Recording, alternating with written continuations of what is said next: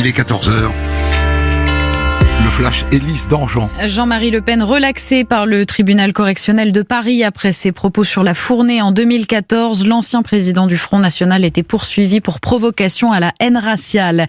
Il a beau être couvert par son immunité présidentielle, Nicolas Sarkozy va bel et bien se présenter à la barre comme témoin au procès des sondages de l'Élysée.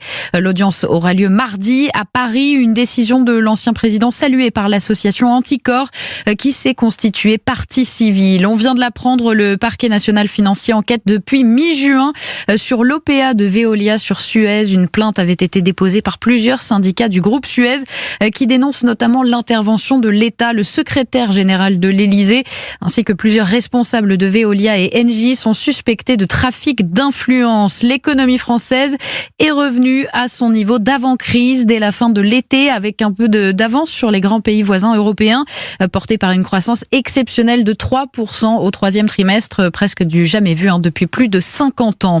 Meta, M-E-T-A, 4 lettres et surtout un tout nouveau nom pour un groupe gigantesque. Facebook fait peau neuve, ce qui marque le début de sa stratégie pour être le roi du métaverse, sorte d'univers parallèle futur d'Internet.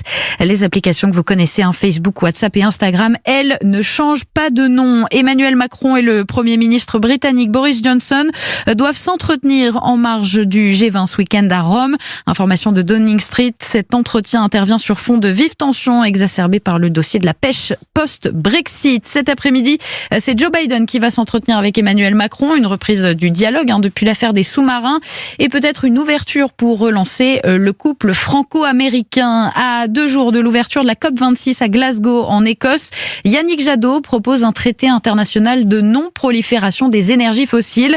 Le candidat écologiste à la présidentielle veut interdire toute exploration et toute nouvelle exploitation d'énergie fossile. On termine avec le football, début de la 12e journée de Ligue 1 ce soir. Paris reçoit Lille à 21h. Les Parisiens privés de Kylian Mbappé, la star du PSG, souffre d'une infection ORL. Europe.